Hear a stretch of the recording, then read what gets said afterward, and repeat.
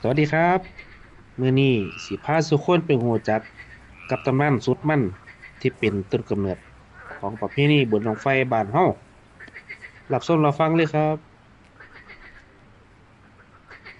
มีตำนานบอกไว้ว่าโดนมาแล้วมีเจ้าชายอยู่ผู้หนึ่งเพิ่นเกิดมาแปลกประหลาดจากผู้อื่นหลายเพิ่นมีผิวพรรณเหลืองอุ้ยหุ้ยคือจังทองคำนี่แต่ว่าน้ำโตน้ำตนเพิ่นน่ะ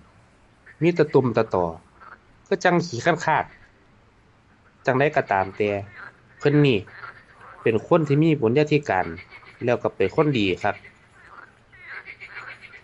พอเวลาผ่านไปในความที่เพิ่นอธิษฐานเช้าแลงว่าให้เจ้าของเซาเป็นตุ่มให้คือจังคนปกติทั่วไปบาดทีนี้คำอธิษฐานของเพิ่นก็ไปฮอดหูของพระอินทร์พอพระอินทร์รับรู้เพิ่นก็เลยลงมาเนรมิตให้พญาคันคากกลายเป็นเจ้าชายหนุ่มรูปงาม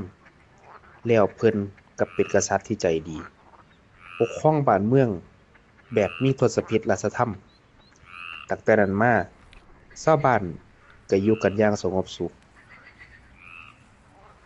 แต่ว่าชีวิตบ่ได้มีความสุขไปตลอดเทิงฟ้ายังมีเทพอยู่องค์หนึ่งเพิ่นชื่อว่าพญาแถนเป็นผู้ควบคุมฝนฟ้าแต่ด้วยความที่ว่าชาวบ้านบ่ได้ไปกราบไหว้พญาแถนคือเก่าเพราะว่าพญาคันคากนั่นเพิ่นปกครองบ้านเมืองได้อย่างดีครับคนก็เลยหันไปกราบไหว้พญาคันคากแทน พญาแถนเลาเครียดคักก็เลยปิดประตูน้ำบ่ให้ฝนตกโดนคักจนฮอด7 ปีบ้านเมืองแห้งแล้งบักคักแถวบ้านบ่มีน้ำมาเฮ็ดไร่เฮ็ดนาหือเฮ็ดจั่งใดล่ะบาดนี้พญาคันคากทนเห็นชาวบ้านเดือดร้อนบ่ได้ก็เลยรวบรวมทีมสุดยอดนักสู้แห่งอีสานมีพญานาคที่เป็นสัตว์เทพแห่งลุ่มน้ำโขง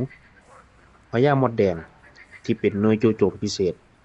พญาขี้เข็บที่เป็นตัวแทนแห่งความถึกอดทน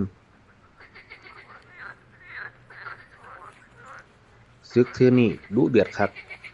พญาคันคากกับพญาแถนได้ปล่อยอิทธิฤทธิ์ใส่กันแบบบ่ยั้งแต่ว่าสุดท้ายพญาแถนก็พ่ายแพ้ถูกบังคับให้เฮ็ดสัญญาเจรจาสงบศึกพญาคันคากบอกกับพญาแถนว่าไอ้แถนเจ้าฟังเด้อแค่เจ้าเปิดปล่องน้ำให้พญานาคขึ้นมาเล่นน้ำตามเวลานี่ฝนก็สิตกเองแล้วเจ้าก็บ่ต้องมานั่งน้อยแบบนี้ พญาแถนกับพญาคันคากได้เฮ็ดข้อตกลงกันไว้ว่าถ้าฮอดยามเฮ็ดนาแถวบ้านก็สิจุดบั้งไฟไปเตือนพญาแถนให้เลาปล่อยฝนลงมาถ้าฝนตกพอแล้วก็สิให้กบร้องขึ้นไปบอกนี่คือที่มาของประเพณีบุญบั้งไฟที่เรายังเฮ็ดสืบทอดมาจนฮอดซุมื้อนี้ผู้ใดอยากเห็นบุญบั้งไฟแบบออริจินัลให้ไปเที่ยวภาคอีสานในเดือน6นี้เด้อแล้วพอกันใหม่ครับตอนหน้าบ๊ายบาย